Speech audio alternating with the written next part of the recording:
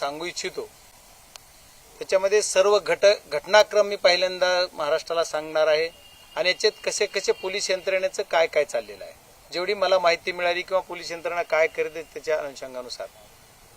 पहिली घटना महाराष्ट्राला, बीड जिल्ह्याला किंवा सर्वांना असं वाटतंय की 9 डिसेंबर रोजी घडली, पण याची सुरुवात कुठं झाली असेल तर 28 मे 2024 रोजी झाली. 28 मे 2024 रोजी एक खंडणीचा गुन्हा दाखल झाला. म्हणजे 28ला खंडणी मागितली आणि 29ला गुन्हा दाखल झाला केजला. रमेश घुले व अनवळखी एक हा झालेला गुन्हा, हा झालेला FIR.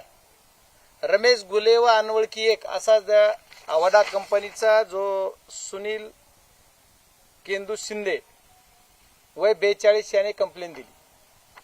28/5 ला कंप्लेंट दिल्याच्या नंतर रमेश घुलेला अटक झाली, जामीन झाली, पण अनवळखी कोण आहे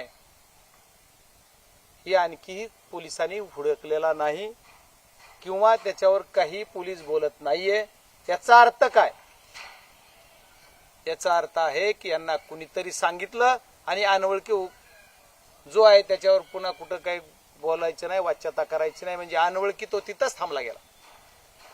पण ही ज्या दिवशी घटना घडली 28 तारखेला आणि 29ला फिर्याद घेतली, म्हणून हा रमेश घुले नावाचा व्यक्ती याच्यानंतर पुन्हा कुठेही पिक्चर मध्ये आला नाही किंवा कुठेही यांनी परत पुन्हा कुठलं काम अवैध करण्यासाठी तो त्याच्यानंतर कुठला गुन्हा दाखल झाला नाही किंवा हा दिसला नाही. हा पहिला मुद्दा. म्हणजे पोलिसांनी वेळीच कारवाई केली त्या याच्यावर, म्हणून तो विषय संपला.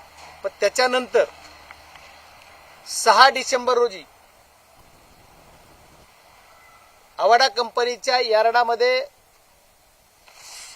काही गोष्टीचे धक्काबुक्की झाली, मारामारी झाली, भांडणं झाले, अशी प्रथमदर्शी तुम्हाला सर्वांना दिसतं. पण याची सुद्धा सुरुवात कुठं झाली तर याची सुरुवात 29/11/2024 रोजी झाली. 29/11/24 रोजी खंडणी मागितली, 2 कोटीची खंडणी मागितली आणि त्याचा FIR कधी झाला 11/12ला. म्हणजे खंडणी कधी मागितली 29/11ला. 29/11ला जर खंडणी मागितली तर 29/11चा FIR पुढे झाला. पण त्याच्या मीनवाईल तुम्हाला सांगतो की त्याच्यात काय झालं तर खंडणीची पूर्तता झाली नाही, खंडणी मिळाली नाही, पैशाचा व्यवहार ठरलेला मिळाला नाही.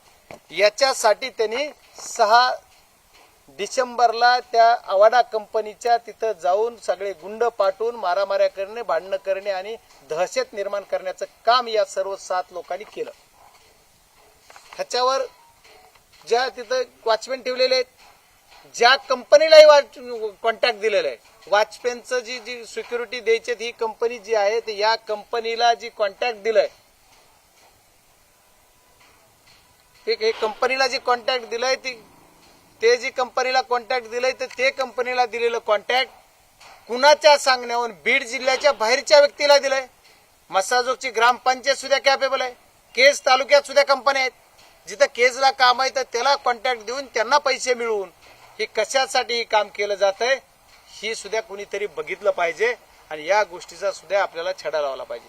आणि हा कोण आहे ज्याला या कंपनीचं सिक्युरिटी पुरविण्याचं कॉन्टॅक्ट दिलंय? मग केज तालुक्यात कोणी माणूस नव्हता का? मग हा कोण आहे? हा सुद्धा तपासण्याची वेळ आहे. आणि यांनी कॉन्टॅक्ट देताना माणसं कोण ठेवले? तर ठीक आहे, तर त्या ज्या सिक्युरिटीसाठी राहिलेले माणसं तिथं जी काही गार्ड होते, सोनवणे नावाचे काही गार्ड आहेत, काही बरेच काही गार्ड आहेत, तर या गार्डला मारहाण केली, जातीवाचक शिव्यागाळ केली, म्हणून ते 6 तारखेला गुन्हा नोंद करण्यासाठी पोलीस स्टेशनला आले असता पोलिसांनी काय केलं, साधा नॉमिनल एक गुन्हा दाखल करून घेतला आणि नॉमिनल गुन्हा दाखल करून काय केलं, त्यांना सोडून दिलं. डायरेक्ट म्हणजे कोर्ट सुद्धा नाही, डायरेक्ट सोडून दिलं. आणि त्या पोरांनी त्या मनात त्यांच्या राग ठेवून ज्यांचा कोण ही सगळा मास्टर माइंड आहे त्यांनी काय केलं तर त्यांनी त्यांना ही करायला लावलं आणि करायल्याच्या नंतर यांनी 9 तारखेला परत पुन्हा ही त्याचा गुन्हा आहे म्हणजे झालेला FIR सॉरी हा FIR आहे. तर या FIRच्या माध्यमातून मी तुम्हाला 2 FIR दाखवले. म्हणजे या सर्व गोष्टीतून आपण सर्वजणांनी बोध घ्यायसारखा विषय आहे की ही घटना घडती कुठून. पहिले 28 मेला घडली, त्याच्यानंतर दुसरी 29/11ला खंडणी मागितली आणि त्याच्यानंतर 6 डिसेंबरला हे तिथं गेले. 6 डिसेंबरला त्यांचं काय झालं नाही, त्यांच्या मनात राग आला आणि हे जे कुणी आता खंडणीखोर आहेत यांचा कुणाकुणाला फोन आला मिनवाईल. म्हणजे माझं म्हणणं आहे की 29/11 पासून लय मागे गेला नाही 28/5ला, पण 29/11 पासून त्याने पोलीसच्या कुठल्या कुठल्या माणसाला केजला खंडन केली. 29/11ला आता जो खंडणीचा आरोपी जो जेलमध्ये आहे, जो पोलीस रिमांडरमध्ये आहे, तो 29ला केजमध्ये होता. केजमध्ये त्यांनी रजिस्ट्री ऑफिसमध्ये एक रजिस्ट्री करून घेतली एका प्लॉटची. त्याला कायच कमी पडलं कुठपर्यंत केजला प्लॉटची रजिस्ट्री. त्याच्याबरोबर कोण कोण होतं 29/11 पासूनचे तरी सीडीआर काढा म्हणजे तुम्हाला सगळं कळल. ही सर्वात महत्वाची गोष्ट आहे. 29/11 आणि 29/11ला जर खंडणी मागितली होती, शिव्या दिल्या होत्या, काय त्याचे काय काय झालं इजी दिलं, तर मग 11-12 पर्यंत ही खंडणीचा गुन्हा जर दाखल झाला असता तर आमचा कदाचित संतोष अण्णा देशमुख यांचा खून झाला नसता, मर्डर झाला नसता. ही सर्वात बाब चुकीची झाली. एवढंच नाही तर पुन्हा 6 तारखेला जी FIR दाखल केला तिथंच जर खंडणी किंवा जसा मागचा गुन्हा मी सांगितलं होता झालेला जे तुमच्या त्या ह्याच्यावर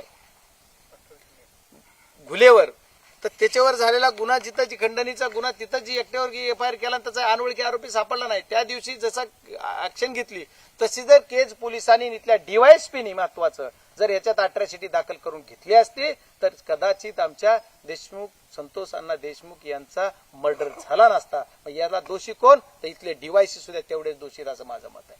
कारण DYSP बाकी काय करतात, तुम्ही काय करत नाही. मग ही सुद्धा सर्वात महत्वाची बाब आहे. 6 तारखेला गुन्हा करून घेतला नॉमिनल ती पोरं ही 6 तारखेला ज्यावेळेस आले त्या 6 तारखेला कुठल्या PI ने त्यांच्या बरोबर होते.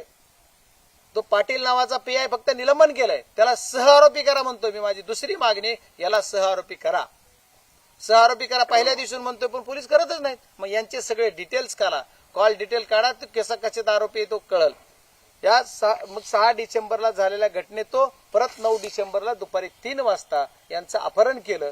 अपहरण केलं ते केलं, टॉर्चर करू क्रूर हत्या केली. म्हणजे त्यांना माझं म्हणणं आहे की तुम्ही फक्त 302 खुनाचा गुन्हा नोंद केला, पण यांना टॉर्चर करून मारलं, यांना क्रूर हत्या केली. याच्या पद्धतीचा गुन्हा दाखल झाला पाहिजे. टॉर्चर करू मारलं याचा गुन्हा अडिशनल कलम याच्यात लागला पाहिजे, ते परत लागत नाही. ही सुद्धा माझी मागणी आज पोलीस यंत्रणेला आहे. त्याला टॉर्चर करून मारलेला गुन्हा दाढ झाला पाहिजे. ही जर त्या दिवशी अट्रॉसिटी झाली मग हा खंडणी ही सर्व सिक्वेन्स अशी झाली. त्याच्यानंतर पुढे मीडियाला विषय आला आणि 9 डिसेंबरच्या नंतर मीडियाला ही सर्व कळालं. पण याच्या अगोदरच्या 3 घटना आहेत, 4 घटना आहेत. याच्यात जर पोलीस यंत्रणेनं चांगल्या पद्धतीने काम केलं असतं तर ही वेळ आली नसती असं मला वाटतंय. एवढंच नाही तर ही घटना घडली 3:30 वाजता. 3:30 वाजल्यापासून 4 वाजता धनंजय देशमुख पोलीस स्टेशनला गेले. माझ्या भावाला किडनॅपिंग केलेलं आहे आणि ह्याचं किडनॅपिंग झालं, ह्याला केलं कुणीतरी म्हणतात. ह्याच्या वेळेस जवळजवळ 30-32 फोन त्या विष्णू चाटे नावाच्या आरोपीचे आले आणि त्यांनी जवळपास ती फोन इकून एकाला दोघात झाले संभाषण. तुझा भाऊ 2 मिनिटात येईल, पोलीस यंत्रणा सांगते तुझा भाऊ 2 मिनिटात येणार आहे, 4 मिनिटात येणार आहे. 6 वाजले तरी येत नाही. 6:30 वाजता त्यांना कळाले की दैठण्याला बॉडी सापडली. पोलिसलाच कशी कळाली दैठण्याला बॉडी म्हणून, हा सुद्धा माझा संशय. म्हणजे या पोलीस यंत्रणेतला ह्याच्यातला कोण सामील आहे त्याच्यात? पोलीस यंत्रणा कुठल्या कशानं मार्गावर त्याच्या होती? मग पोलीस यंत्रणेलाच कळालं. बरं पोलीस यंत्रणा कळालं पोलिसांनी, मग त्याच्यानंतर बॉडी तिथं टाकून गाडी पुढे गेली म्हणतात. मग त्या बीडचे खासदार बजरंग सोनवणे यांची पत्रकार परिषद. एक छोटासा ब्रेक, पहा फक्त न्यूज 18.